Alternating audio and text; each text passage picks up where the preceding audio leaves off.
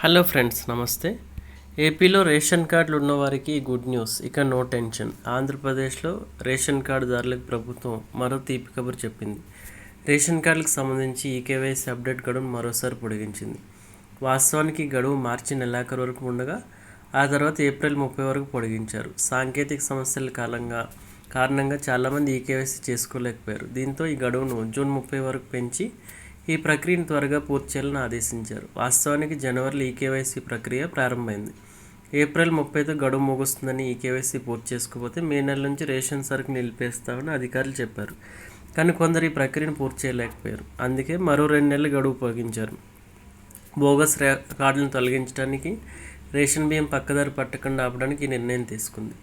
Ration కార్డులు ఉన్నవారు ration డీలర్లు, ఎండియు వాహనాల వద్ద ఈకేవైసీ చేసుకునే అవకాశం కల్పించింది. అలాగే చాలామందికి ఆన్లైన్లో ఈకేవైసీ చేసుకునే విధానం గురించి అవగాహన లేదు.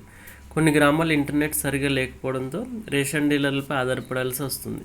కొన్ని కేంద్రాలు మూసి ఉండడం, కొందరు డీలర్లు డబ్బులు వసూలు చేయడం వంటి సమస్యలు ఎదురయ్యాయి. చాలామంది కూలీ పనులకు వెళ్ళడం వల్ల ఈకేవైసీ చేసుకోలేకపోయారు. అలాగే విద్యార్థులు వేరే ప్రాంతాల్లో చదువుకుంటుండడంతో పాటు పరీక్షల వల్ల ఈకేవైసీ పూర్తి చేయలేకపోయారు. ఈ క్రమంలో మరోసారి పొడిగించారు. అయితే ఈ మేరకు ప్రభుత్వం మరోసారి ఇచ్చిన అవకాశాన్ని సద్వినియోగం చేసుకుని రేషన్ కార్డుదారులు వెంటనే ఈకేవైసీ చేసుకోవాలని సూచిస్తున్నారు.